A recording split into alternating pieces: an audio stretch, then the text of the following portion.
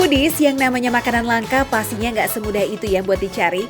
Berburu sampai belusukan dan keluar masuk kampung kayaknya jadi syarat wajib tuh buat nemuin olahan kuliner legendaris yang lazis. Nah, makanan peranakan Tionghoa yang kali ini bakalan kita icip, katanya sih cuma tersisa satu warung yang jual seantero Jakarta. Wih, apa iya? Super duper langka nih. Walau ada di pusat kota, tepatnya di kawasan Jatinegara, tapi tempatnya nyempil banget foodies. Kita cari ya sampai dapat. Hah? Oh ini, Bu, saya mau cari mie selat. Yang mie selatnya Nyonya Ucan itu. Oh, jadi ibu sendiri namanya Nyonya Ucan? Oh, oke. Jadi gini, saya tuh kan lagi nyari-nyari kuliner tradisional yang etniknya etnik Tionghoa, leluhur saya. Nah, itu kan udah jarang banget. Oke deh, demi seporsi mie selat, mau bantu apa aja juga hayuk lah, gasken. Wih, udah berjejer rapi jali nih bumbu. Oh ya, FYI ini foodies, setiap hari bumbu mie selat ini selalu baru alias dibuat dadakan kalau ada pesanan. So no worry ya foodies, karena terjamin selalu baru nih, fresh. Dan setiap kali ada pesanan, bumbunya tuh baru dibikin. Sekarang pertama-tama apa nih? Masukin aja itu Mbak. Semuanya? Semuanya udah dimakan. Semuanya? Wah, banyak banget. Oke, ini saya masukin ya. Nggak tanggung-tanggung loh sebanyak itu. Selain bawang putih, masukkan juga garam, kacang tanah yang sudah disangrai, dan cabai merah matang ke dalam blender. Biar nggak seret nih foodies, jangan lupa tambahin air ya sambil dinyalakan blendernya. Ingat ya, airnya air matang, oke? Sip, kalau bumbunya udah halus, langsung kita pindah ke wadah. Oke foodies, ini udah jadi bumbu dari mie selat Nyonya Ucan. Ini kalau dicium-cium nih ya, wanginya itu wangi kacang sama wangi bawang putihnya. Bener-bener nyengat banget. Harusnya enak ya. Ini nggak sabar buat nyobain ini. Bumbu mie selatnya udah jadi, tapi jangan senang dulu karena masih ada bahan-bahan lain yang harus ditambahin. Penasaran? Tunggu ya. Kita lanjut racik bumbu menu keduanya dulu nih foodies. Asinan pengantin atau biasa juga disebut rujak pengantin. Ini kalau misalkan ada ebi, ini makanannya udah pasti gurih. Itu nggak mungkin nggak gurih, apalagi sebanyak ini nih. Ya, sepakat. Udang atau ebi memang sering dimanfaatkan dalam dunia kuliner baik sebagai bahan utama maupun sebagai bumbu karena bikin cita rasa gurih pada masakan. Nah, sama seperti bumbu mie selat nih, bumbu rujak pengantin juga terbuat dari kacang tanah sangrai tapi dalam jumlah yang lebih sedikit foodies. Selanjutnya pakai garam, cabai merah matang, dan air matang. Lalu blender deh tuh sampai halus. Pakai cuka nih agak-agak asem nih harusnya nih. Sebanyak apa? 4 keserotan gitu. 1, 2, 3, 4. Begitu. Ini juga sama. Oke. Sip, tinggal aduk-aduk deh. Lalu jadi bumbu mie selat dan rujak pengantinnya. Jangan bingung ya foodies, bumbu mie selat atau rujak pengantin memang nggak perlu dimasak. Tapi bahan-bahan yang ada di dalamnya sudah dijamin bersih dan matang. Nah, foodies lihat deh nih. Yang kiri ini lebih coklat, yang itu adalah untuk mie selat. Kalau yang kanan ini lebih ke warna orange, ini adalah untuk rujak pengantinnya. Itulah bedanya, dan dari wanginya juga beda banget. Nah, kalau foodies jeli, bumbu rujak pengantin ini berwarna lebih cerah ya ketimbang bumbu mie selat karena ia mengandung ebi dan lebih banyak cabai merah plus sedikit kacang. Oke deh, bumbunya langsung siram aja kuy. Udah jadi foodies, ini adalah rujak pengantin Nyonya Ucan. Nih harus kita cobain nih. Oke, Bu, saya tunggu untuk mie selatnya ya. Oke, saya ke depan lagi. Let's go. Oh iya, sebelum lanjut icip-icip kita intip dulu ya. Apa aja sih isi rujak pengantin ini? Kudapan asli Jakarta yang sudah langka ini berisi irisan kubis, potongan mentimun, daun selada, wortel, serta kentang goreng foodies. Nah, sebutir telur rebus dan emping juga jadi pelengkap sajian ini nih. Cakep ya tampilannya, bikin ngiler nggak sih? Nah, kalau yang ini bahan utamanya mie selat foodies. Berbeda dengan rujak pengantin yang syarat sayuran dan protein, mie selat lebih didominasi karbo berupa mie kuning dan kentang goreng. Tenang aja, sumber seratnya tetap ada kok dari kacang panjang rebus dan proteinnya dari tahu goreng. Jadi kalau dilihat sepintas mirip gado-gado ya foodies, bedanya ya dari bumbunya. Gimana? Udah mulai ngiler? Sama dong. Yaudah yuk kita icip bareng ya. Kita icip dulu mie selatnya. Surprisingly ini enak. Serius. Apa ya? Dia itu bumbu kacangnya tuh bener-bener yang namanya ada sedikit asam-asamnya, tapi nggak asam. Pokoknya lumayan seger nih di mulutnya. Baru sekali suap aroma khas bumbu kacangnya itu foodies langsung menyeruak ke hidung. Meski cukai yang digunakan tadi cukup banyak, tapi rasanya pas banget loh berkolaborasi dengan cita rasa manis dari si gula. Jadi asam seger gitu foodies. Tapi bukan cuma itu aja loh kejutannya. Ini baru kerasa nih. Kalau bumbunya itu nggak cuma kacang, tapi juga ada rasa bawang putihnya. Wah, kencang banget sih rasanya. Kalau kita tahu lah pasti gado-gado, ketoprak itu kan ya tetap aja wanginya full dengan kacang. Tapi kalau ini, wangi bawang putihnya nonjol banget. Ada sensasi rasa yang menggelitik lidah setiap kali mengecap bumbunya. Buat foodies penyuka bawang putih, kalian pasti bakal suka banget nih sama kuliner langka ini. Rasa bawang putih mentahnya tuh getir atau anggur ketemu dengan cuka. Aduh beuh, rasanya celekit-celekit seru gimana gitu. Nah makin seru lagi kalau disiram pakai sambal. Takis lah. Selama berpuluh-puluh tahun saya hidup, ini baru sekali yang namanya nyobain mie selat. Dan juga baru sekali namanya nyobain mie pakai bumbu kacang. Tapi bener-bener gak nyesel buat makan ini. Gak rugi kan jauh-jauh datang ke Jatinegara, akhirnya bisa icip kuliner khasnya. Iya foodies, mie selat ini emang erat banget kaitannya dengan Jatinegara. Konon katanya nih, makanan ini pertama kali dijual oleh seorang bernama Encek Selat dan dia menjajakan kudapan ini di sekitar kawasan Jatinegara. Otentik banget ya cerita Jakarta di masa lalu. Yuk kita lanjut ke menu berikutnya yuk, si rujak penganten nih. Wah ini sih dijamin gak kalah unik nih kayaknya. Oh ini makanan sehat banget nih. Oh ada kol juga. Pokoknya ya ini salad ala Indonesia ya. Oke, first of all kita coba dulu kuahnya. Kita irup dulu kuahnya nih.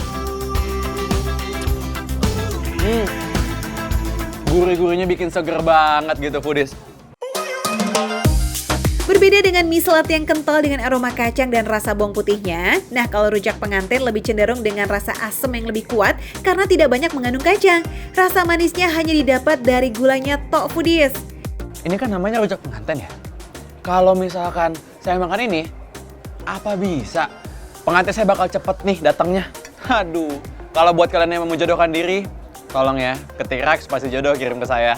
Bercanda. Dulunya, makanan ini menjadi hidangan wajib di setiap acara pernikahan dengan budaya Tionghoa. Sekian lama membaur, akhirnya keberadaan kuliner ini meluas dan sering dihidangkan di acara pernikahan orang Betawi. Sayangnya sekarang udah mulai susah ya cari kuliner langka yang begini. Ini harus dimakan duluan apa nih? Karena bingung, banyak banget nih kombinasinya.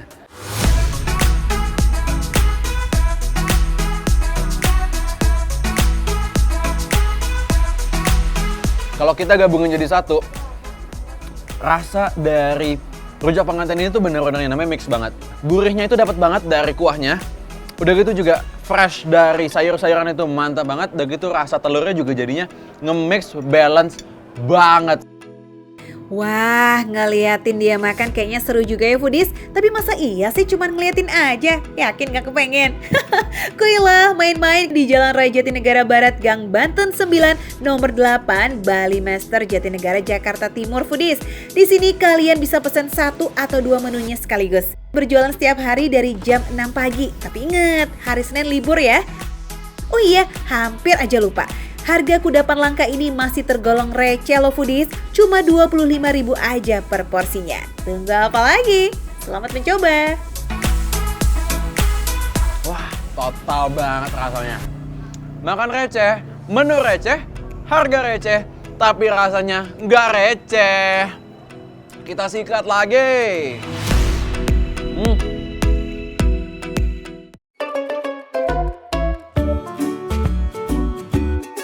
Foodies, Tante Mayang pules banget nih tidurnya.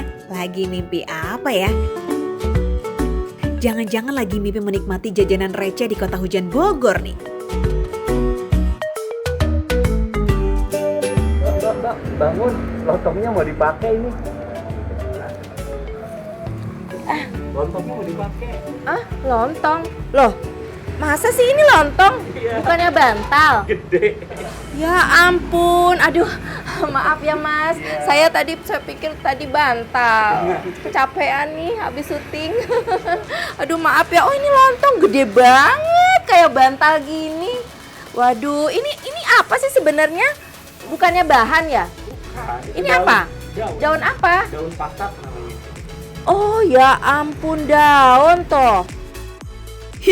Ternyata Tante Mayang alias Dini Savitri nggak sengaja ketiduran di warung nih foodies. Ada-ada aja deh, untung nggak dimarahin tuh sama yang jual. Tapi ini bukan mimpi loh ya, kita beneran mau jajan receh. Ada makanan lazis khas kota Bogor yang sekarang susah banget buat ditemuin. Soalnya hidangan jadul ini rata-rata adalah usaha keluarga dan kini sudah tidak dilanjutkan lagi oleh generasi mudanya. Sayang banget ya kalau sampai tinggal cerita nih. Tampilannya sekilas mirip gado-gado foodies, serupa ketoprak dan 11-12 sama somai. Ayo. Yes, dia adalah doclang. Ayo, pasti banyak kan yang belum pernah dengar namanya? Gak heran ya, soalnya warga Bogor aja dijamin tuh udah susah nemuin doclang di kotanya sendiri. Ada yang bilang nih, doclang adalah singkatan dari bumbu ledok nganggo kacang atau saus kacang yang kental. Soalnya emang makanan yang satu ini berisi lontong, tahu, dan kentang yang diguyur saus kacang. Ingat, yang gede-gede itu lontong ya, bukan bantal. Jangan sampai salah nih kayak Tante Dini tadi. Canda Tante. Daun patat ini semacam daun pisang ya, tapi ini beda ya. Daun Masaknya kan 12 jam. Oh, masaknya 12 jam nih foodies ya.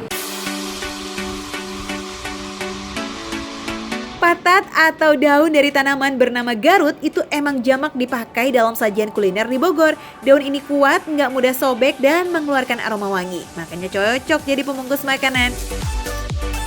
Yuk kita bikin lontongnya ya. Susun daun patatnya berjejer 3, kemudian diisi dengan beras sebanyak 1 liter. Tutup lagi pakai daun patat dan kemudian diikat. Ternyata sebelumnya dia begini ya, nantinya jadi gendut kayak gitu ya. Oke, terus dikasih tali, ikat ya. Setelah ini pakai jurus. Oh, pakai jurus nih. Nih, Wes, mantap. digelembungin Dulu, Jadi, dikasih rongga. Pada saat iya. pengembangan nanti gede. Oh, gitu ya. Jadi kayak ketupat juga ya. Iya. Ketupat kan juga mesti kayak gitu nih foodies ya. Jadi semacam ketupat, tapi kalau ketupat beda ya. Dia kecil-kecil, kalau ini lebih setengahnya. Kita bikin doclang pakai lontong yang udah ready aja ya. Kelamaan atau nunggunya kalau dimasak dulu, keburu kabita kan? Wah, wah tuh udah jadinya nih foodies. Tuh lihat nih lontongnya, wow segede gaban. Lontong sebesar ini bisa jadi 15 hingga 18 porsi doclang loh foodies. Lanjut kita iris juga nih tahu, kentang, dan telurnya. Baru habis itu disiram saus kacang. Oh, ini bumbu kacang semacam kayak bumbu somai ya, tapi kok ini lebih kasar-kasar ya? Karena ini emang disangrai, Mbak. Oh. Digoreng tanpa minyak kita. Jadi ini saya kasih ya, diaurin gitu? Iya. Oke. Berikutnya ada kecap, bawang goreng, dan sambal buat pelengkapnya. Sambalnya pedas segar loh foodies, dari cabai hijau yang direbus, lalu diberi garam dan jeruk limau. Eits, kerupuk. Jangan sampai lupa, kerupuk penting itu. Ambil yang banyak ya, biar puas kita makannya. Oke foodies, nah ini udah disiapin, udah disajikan ya doclangnya. Saya akan coba dari mulai ini, lihat nih bumbunya ya. Wah, bumbunya nih kayaknya ini deh, menggemaskan. Coba ya, aku coba ya. Bumbu kacangnya kental sekaligus renyah karena digerus kasar foodies. Jadi makin berasa tuh gurih kacangnya. Juara, jadi kayak ada apa namanya lembut-lembut tapi ada krenyes-krenyesnya, itu kacang yang tadi dibilang disangrai tadi. Terus lontongnya kita coba ya, yang tadi lontongnya segede gaban itu dipikir bantal. Kita coba ya lontongnya. Terus ada sentuhan rasa pedas karena sudah ditambahkan cabai saat dimasak. Enak banget. Lontongnya itu lembut, nggak keras sama sekali ya, lembut banget hasilnya. Lontongnya juga pulen dan kenyal foodies, pas banget nih matangnya. Terus kayak ada aroma wangi dari daun patatnya. Smells good. Nah, sekarang tahu ya, foodies, kita cobain. Enak banget. Kalau menurut aku ini yang namanya doclang ini ya, kayaknya nih antara somai sama ketoprak. Kalau ketoprak sama somai itu kan bisa ditemuin di mana aja dong. Tapi kalau doclang ini tuh udah makanan langka ya, dan bisa kita temuin di daerah Bogor. Iya, ini makanan langka banget nih, namanya doclang ala Pak Odik, Bapak Odik ya.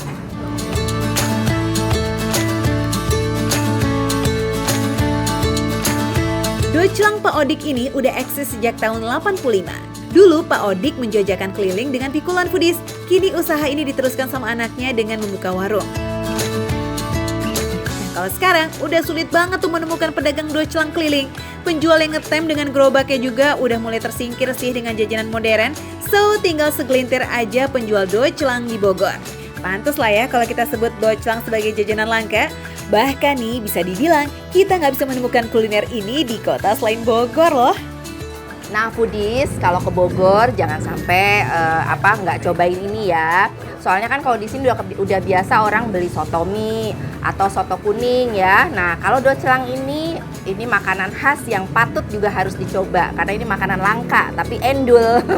Nah, satu porsi gini kalau nggak pakai telur itu 10.000 aja. Murah kan? Tapi juara rasanya.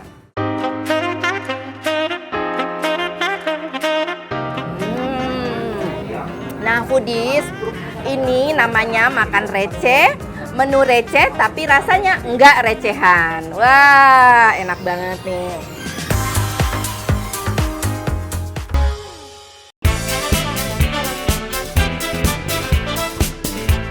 Foodies, coba deh tebak, biar mata melek pas lagi ngantuk atau biar mood kembali fresh kalau lagi suntuk, kira-kira kuliner apa nih yang pas buat disantap? Pastinya yang nyegerin gitu kan? Yang rasanya pedes, manis, dan ada asam-asamnya ya? Yes, rujak! Nah, di Bogor ada nih varian rujak unik yang pakai buah langka dan jarang banget ditemuin foodies. Hai foodies, kali ini aku lagi minggir dari kota Jakarta, tepatnya di kota Bogor. Karena aku lagi pengen nyobain makan receh yang ada di kawasan Bogor yang susah sekali ditemuin di Jakarta. Apalagi kalau bukan rujak Buni Bogor. Waduh, rujak emang pas banget ya, segernya dapet, pedesnya juga dapet. Tapi rujak buni ini kayaknya emang cuma ada di Bogor. Soalnya buah buni atau huninya sendiri emang langka banget populasinya sekarang foodies. Penjual rujak buni di Bogor aja kadang dapat pasokan buah buni dari Sukabumi loh. Soalnya nih kata abangnya, buah buni di Bogor itu musiman cuma berbuah 3 bulan aja. Nah 9 bulan sisanya pas nggak musim, pasokan buni didatengin dari Sukabumi deh tuh foodies. Ini satu porsi berapa duit? 15. Yang paling pedas itu cabenya berapa? 7. Wah, berarti aku cabenya 1, 2, 3, 4, 5. 2 aja.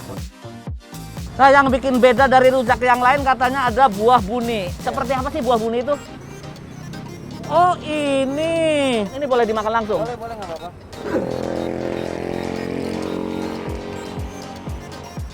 Rasanya unik, manis, sepet, asam. Ya. Kalau kebanyakan rujak menambahkan asam jawa sebagai penambah rasa asamnya, rujak buni ini selain menggunakan buah buninya sendiri, juga menambahkan buah kupa atau dikenal juga dengan nama gohok foodies. Selain rasanya yang unik, buah gohok ini juga nggak kalah langka loh. Punya banyak nutrisi dan kaya manfaat, seperti meredakan diare, meredakan asam lambung, sampai mengobati penyakit kulit seperti kudies. Bang, boleh nggak aku beli tapi aku yang ulek?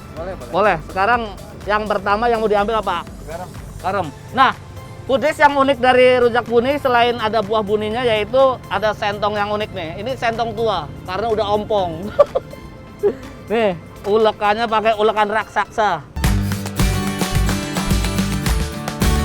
Jadi foodies sama seperti rujak pada umumnya, garam, cabai, dan terasi diulek bersama gula merah. Nah, pamungkasnya masukin deh tuh buah buni dan kupanya, terus diulek aja deh foodies. Aduh, foodies ternyata nggak segampang itu nguleknya aja, repot banget karena ulekannya beda dari yang lain. Kalau aku biasa nyambel sendiri tapi ulekannya pakai yang batu, kalau ini yang kayu. Iya, kenapa ulekannya pakai yang begini? Kalau kecil lama bang, kaku. Nah ini dia rujak buninya udah jadi. Jadi nih ya, emang buah buni ini tuh jadi campuran utamanya foodies. Bisa berfungsi sebagai cocolan, tapi kalau mau dimakan langsung sambal rujak buninya juga bisa banget. Tapi biar jangan kenyang kita campur aja ya sama potongan buah-buahan. Ada bengkuang, mangga, kedondong, jambu air, plus salak. Nah kalau kalian mau buah-buahannya masih komplit, bisa datang lebih pagi foodies. Ini kita datangnya menjelang sore nih, jadinya buah-buahan yang tersisa tinggal sedikit deh. Jadi buah buni ini cenderung berwarna merah ya. Buah-buah yang lain terkontaminasi menjadi merah.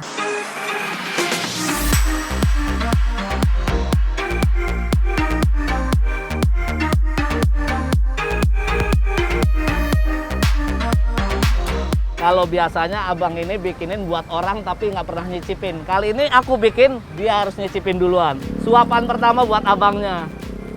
Yeay, gimana rasanya gimana? Enak, enak. Ini kalau dinilai dari 1 sampai 10 nilainya berapa? 7 deh. 7? Wah, luar biasa. Kalau situ yang dagang bikin dari 1 sampai 10 nilainya berapa? 90. Situ menang banyak. Nih rujak buni racikan John Jower udah jadi foodies. Gak usah heran ya kalau warnanya jadi merah, soalnya ini berasal dari buah buninya foodies. Buah buni mengandung antioksidan yang baik untuk meningkatkan daya tahan tubuh kita. Mengkonsumsi buah buni juga dipercaya bisa membuat tubuh kembali segar tuh setelah mengeluarkan banyak energi. Wah pas banget kan foodies? Mari kita cicipin. Iya, nungguin. Tenang dulu. Oke, aku coba. Wah, manis, asam, asin, pokoknya rame rasanya. Pas. Ini kalau ngantuk makan ini langsung biar. Pokoknya semuanya jadi cerah. Lebih mirip rujak bebek. Tapi khas banget ini rasanya. Nggak ada di rujak lain. Rasa asam dari buah buni dan kupa emang memberikan sensasi yang berbeda jika dibandingkan dengan asam Jawa. Rasanya tuh asamnya kayak lebih menggigit gitu dan beneran bikin mata langsung melek.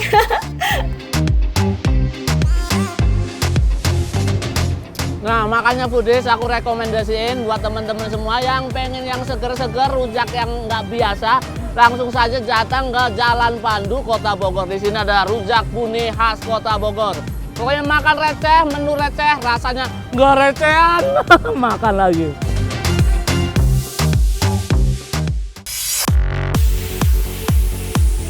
Foodies, kalau mau merasakan suasana Jakarta yang berbeda, cobain deh jalan-jalan ke kawasan Tambora. Di sini terasa banget akulturasi budaya Tionghoa dengan kearifan lokal Nusantara. Bangunan-bangunannya kental nuansa warna merah dan ukiran-ukiran khas Asia Timur.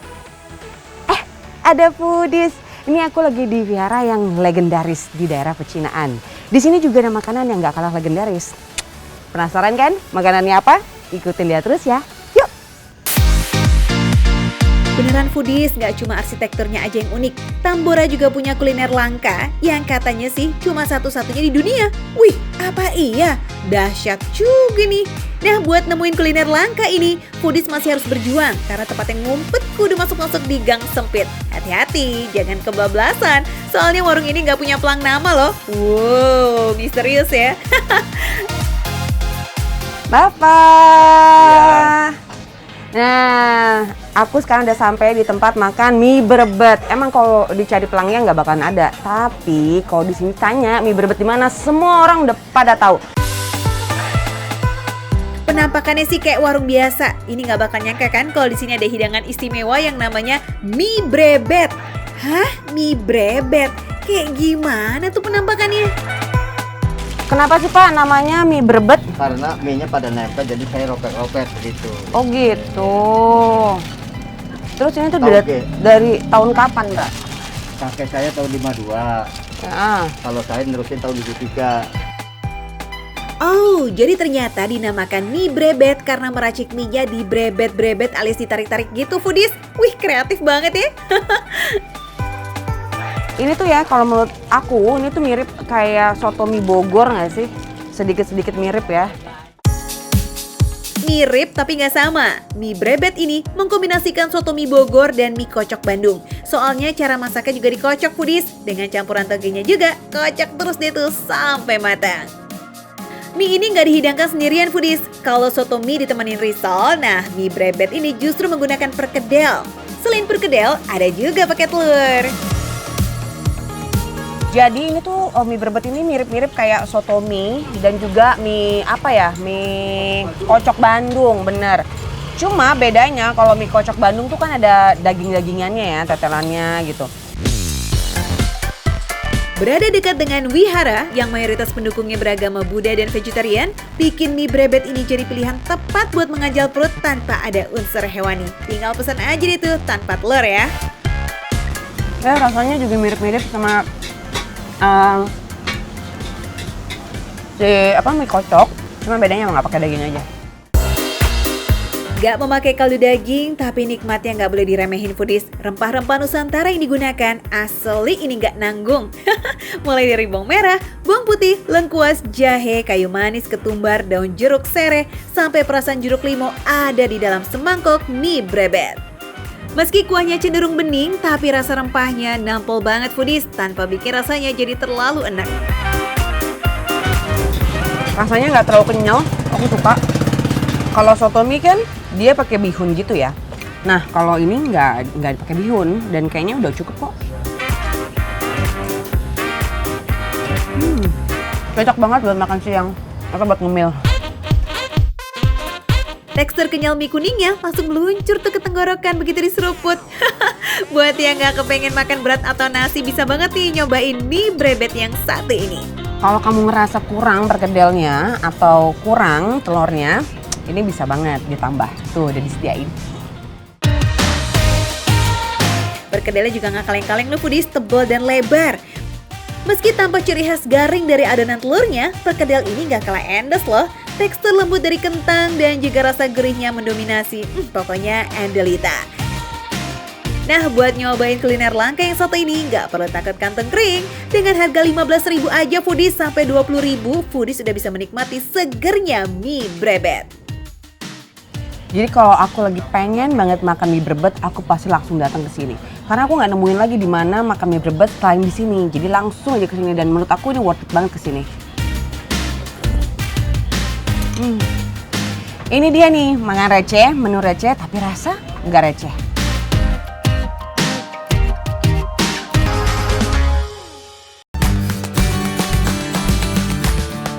Foodies pernah dengar yang namanya sayur babanci nggak? Kalau belum pernah dengar nggak usah malu nih, nggak perlu tengsin, namanya juga makanan langka. Pastinya udah jarang beredar dong ya. Yuk kita oprek bareng ya, kayak apa sih penampakannya? Halo Budis, masih dimakan receh nih, tahan-tahan dulu ya, masih banyak godaan yang mau kita sajikan buat kalian semua. Tuh, ada menu spesial namanya babanci, ini menu khas dari Betawi. Baru denger kan menunya kayak gini? Lihat, hampir mirip gulai, tapi pengen tahu kan proses pembuatannya kayak gimana? Makanya kita intip dulu dapurnya. Yuk! Yuhu, daripada pusing mikirin sejarahnya sayur babanci, mending kita lihat dulu aja cara bikinnya. Ntar juga ketahuan sambil kita tanya-tanya juru masaknya, ya kan? Selain namanya yang unik, bahan-bahannya juga nggak biasa nih foodies. Kalau dihitung-hitung jumlahnya ada sekitar 21 jenis bahan, bumbu, dan rempah. Bahkan beberapa di antaranya sudah tergolong rempah yang langka. Botor. Ya. Kayak kacang ijo yang warnanya hitam. Terus Kayu angin. kayu angin. Iya. Ini kayak akar ya foodies ya? Betul, kayak akar. Kayu angin ini sebenarnya adalah benalu. Eits, tapi jangan asal benalu diambil ya, terus main masak aja. Soalnya nggak semua jenis benalu bisa dimasak atau dimakan. Selain itu, ada kedaung yang bentuknya hampir serupa dengan biji labu. Yap, memang kedaung ini adalah rempah biji-bijian dengan kulit berwarna hitam dan isinya berwarna hijau. Spesialnya lagi ini temu mangga. Ini apa namanya? Temu mangga. Ini seperti jahe.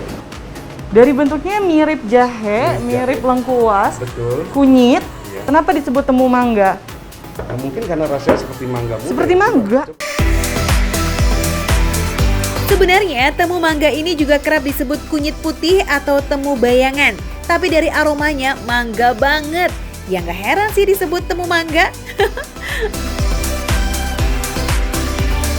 babancian yang susah dicari bumbu-bumbunya. Bahan-bahannya yang Bahannya unik banget unik. di zaman sekarang ini kayaknya susah dapetinnya ya. Betul. Mungkin harus ke hutan atau ke pelosok-pelosok buat dapetinnya.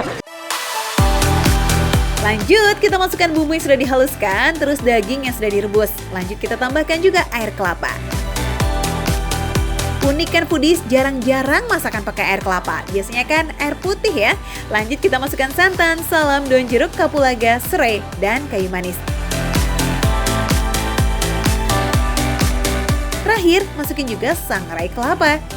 Intinya sebenarnya masakan ini dibuat orang-orang Betawi dulu untuk lebaran dengan ketupat, penyajiannya. Makanya berkuah seperti Betul. opor, gulai dan sebagainya Betul. karena untuk temennya si ketupat ya. Betul. Sayang banget ya foodies, sekarang jarang ada masyarakat yang memasak babanci ini saat hari raya. Padahal makanan seperti ini adalah warisan Nusantara yang seharusnya bisa dilestarikan dan jangan sampai punah ya. Sepakat? Kelapa muda dimasukin ke sini. Betul.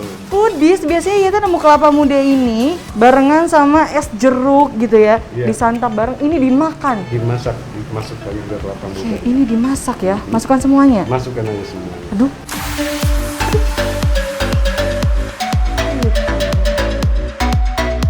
Lanjut, masukkan kentang dan wortel.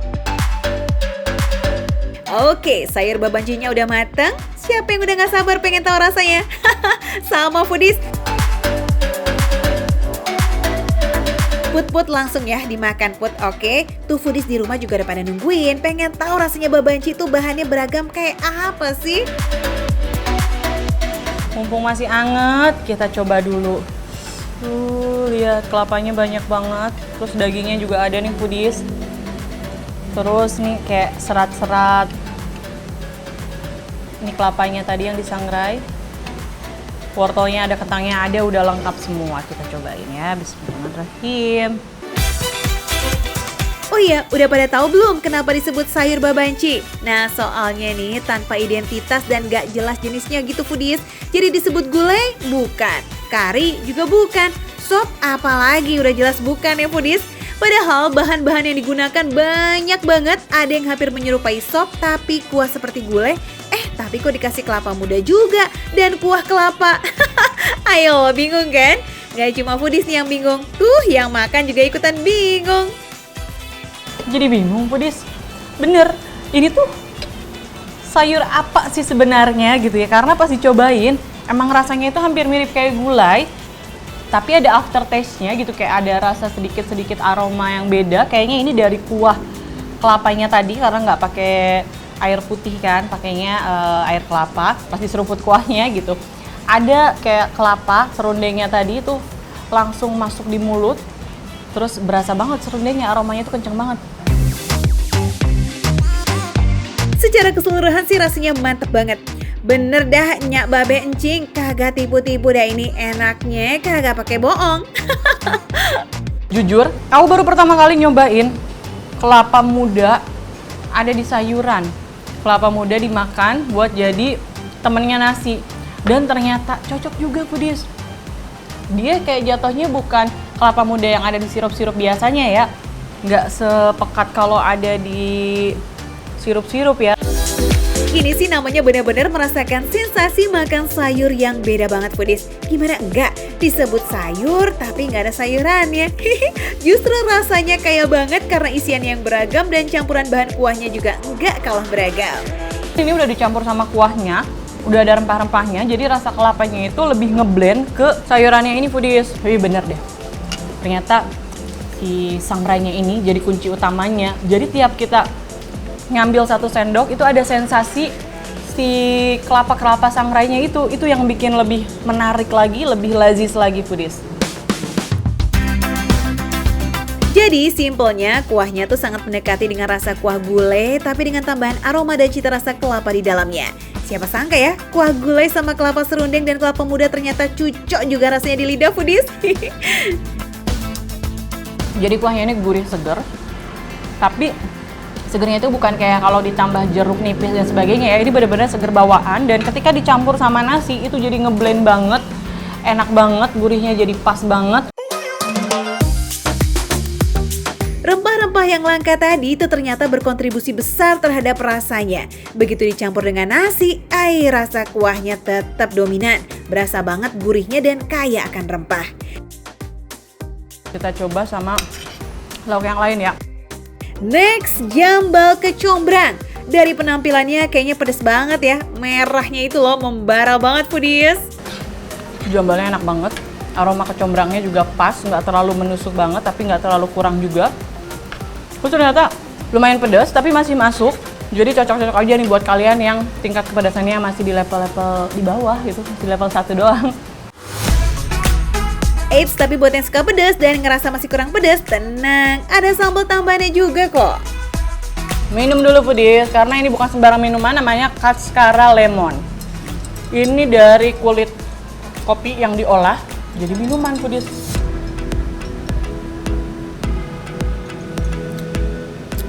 Seger banget. Dia cenderung lebih kecut, sama ada aroma lemonnya. Gak ada bau-bau kopinya sama sekali foodies. Dari warnanya juga tuh, lebih banyak ke warna-warna lemonnya. Nah, sebagai penutup, ada cuci mulut tradisional nih. Wajik! Si hijau berbahan dasar kelapa yang lazis foodies. Nggak kaleng-kaleng nih foodies nih kelapanya.